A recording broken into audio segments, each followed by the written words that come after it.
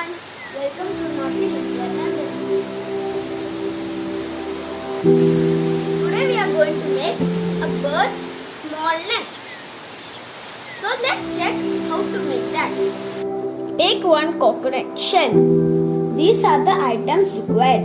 One coconut shell, one coconut scrub, one twine, and one Fevikwik and paper and scissors. And these papers are for decorations.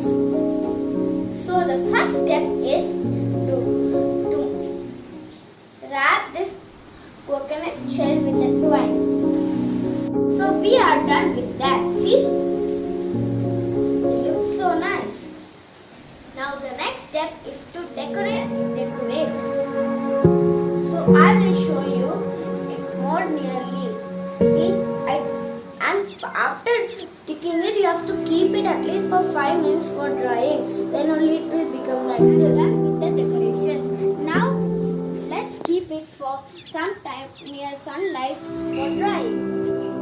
And after drying, I will keep some sponges from the coconut inside the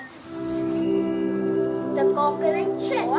With the coconut shell is filled with the sponge made from coconut scrub. I have tied the knots in the both sides. I kept an egg at the top.